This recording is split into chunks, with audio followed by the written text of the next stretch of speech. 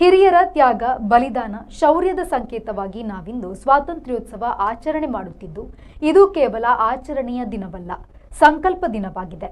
ಸ್ವಾತಂತ್ರ್ಯದ ಬೆಲೆಯನ್ನು ಅರಿತು ಅದನ್ನು ಉಳಿಸಿಕೊಳ್ಳುವ ಪ್ರಯತ್ನ ಮಾಡಬೇಕು ಎಂದು ಪುತ್ತೂರು ಉಪವಿಭಾಗಾಧಿಕಾರಿ ಸ್ಟೆಲ್ಲಾ ಬಾಯಮ್ಮ ಹೇಳಿದರು.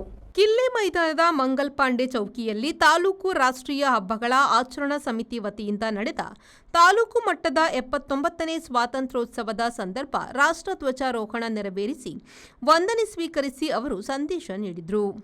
ಈ ದೇಶದ ವೀರರ ತ್ಯಾಗ, ಬಲಿದಾನ ಮತ್ತು ಶೌರ್ಯದ ಸಂಕೇತ. ನಾವು ಉಸಿರಾಡುವ ಭೂಮಿ ಪ್ರಸಿದ್ಧ ಮಹಾಪುರುಷರ ನೇತೃತ್ವದ ಹೋರಾಟದ ಫಲವಾಗಿ ನಮಗೆ ದೊರಕಿರೋದು. ನಾವೆಲ್ಲರೂ ಇಂದು ಅವರನ್ನು ಸ್ಮರಿಸೋಣ, ನಮಿಸೋಣ ಮತ್ತು ಅವರ ಆದರ್ಶಗಳನ್ನು ಪಾಲಿಸಲು ಶ್ರದ್ಧಾಪೂರ್ವಕವಾಗಿ ಪ್ರಯತ್ನಿಸೋಣ. ಈ ದಿನವು ಕೇವಲ ಆಚರಣೆಯ ದಿನವಲ್ಲ, ಇದು ಸಂಕಲ್ಪದ ದಿನವೂ ಹೌದು. ನಮ್ಮ ದೇಶವನ್ನು, ನಮ್ಮ ಸಂಸ್ಕೃತಿಯನ್ನು, ನಮ್ಮ ಮೌಲ್ಯಗಳನ್ನು ಗೌರವಿಸುವ ಸಂಕಲ್ಪ ಮಾಡೋಣ. ನಮ್ಮ ಸ್ವಾತಂತ್ರ್ಯದ ಬೆಲೆಯನ್ನು ಅರಿತು ಅದನ್ನು ಉಳಿಸಿಕೊಳ್ಳಲು ನಾವು ಪ್ರಾಮಾಣಿಕ ಪ್ರಯತ್ನ ಮಾಡೋಣ. ಇತ್ತೀಚಿನ ವರ್ಷಗಳಲ್ಲಿ ನಮ್ಮ ದೇಶವು ಎಲ್ಲ ಕ್ಷೇತ್ರದಲ್ಲಿ ಪ್ರಗತಿಯಾಗುತ್ತಿದೆ. ಪುತ್ತೂರು ಪುರಭವನದಲ್ಲಿ ನಡೆದ ಸಭಾ ಕಾರ್ಯಕ್ರಮದ ಅಧ್ಯಕ್ಷತೆ ವಹಿಸಿ ಸಾಧಕರನ್ನು ಸನ್ಮಾನಿಸಿ ಮಾತನಾಡಿದ ಪುತ್ತೂರು ಶಾಸಕ ಅಶೋಕ್ ರೈ ಅವರು, ಹಿರಿಯರು ದೇಶದ ಸ್ವ ಆಡಳಿತದ ಹಕ್ಕಿಗಾಗಿ ಹೋರಾಡಿ ತ್ಯಾಗ, ಬಲಿದಾನ ಕೈದಿದ್ದು ಅವರನ್ನು ಸ್ಮರಿಸುವ ಮತ್ತು ಗೌರವಿಸುವ ದಿನ ಇದಾಗಿದೆ. ನಮ್ಮಲ್ಲಿ ಸುಮಾರು 7,000 ಕಾನೂನುಗಳಿವೆ. ಇವು ಹಳೆಯ ಕಾಲದಲ್ಲಿ ಮಾಡಿರುವ ಕಾನೂನುಗಳಾಗಿದ್ದು, ಈ ಕಾಲಕ್ಕೆ ಕೆಲವು ಕಾನೂನುಗಳು ಅನ್ವಯವಾಗದ ಹಿನ್ನೆಲೆಯಲ್ಲಿ ಅಮೆರಿಕ ಮಾದರಿಯಂತೆ ಕಾನೂನುಗಳನ್ನು ಬದಲಾವಣೆ ಮಾಡುವುದೇ ಅತಿ ಅಗತ್ಯವಾಗಿದೆ ಎಂದರು. ಇವತ್ತು ನಮ್ಮ ದೇಶಕ್ಕೆ 79 ವರ್ಷಗಳು ಸ್ವಾತಂತ್ರ್ಯವನ್ನು ಪಡೆದುಕೊಂಡು ಆಗಿದೆ.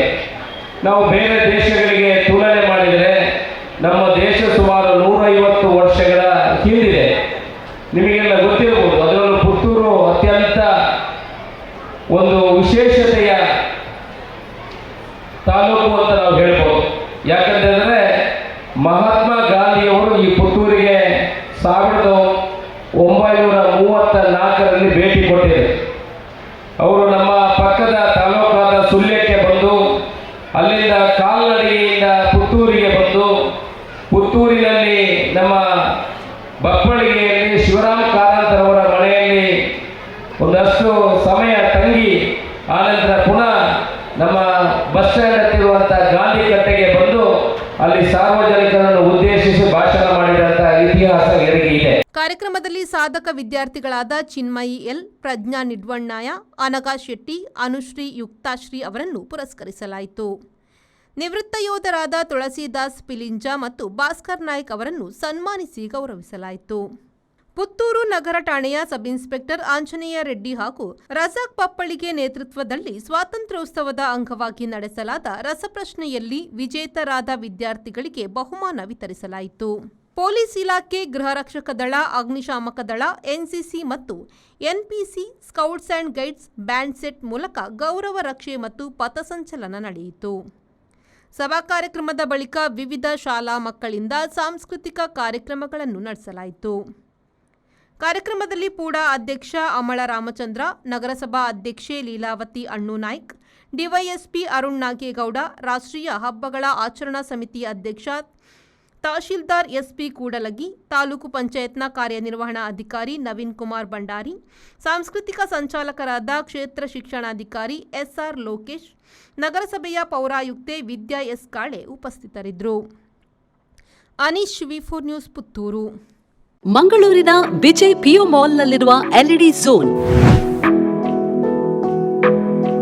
ಗ್ರಾಹಕರ ಅತ್ಯುತ್ತಮ ಸೇವೆಗೆ ಹೆಸರಾದ ವಿದ್ಯುತ್ ಉಪಕರಣಗಳ ಮಳಿಗೆ.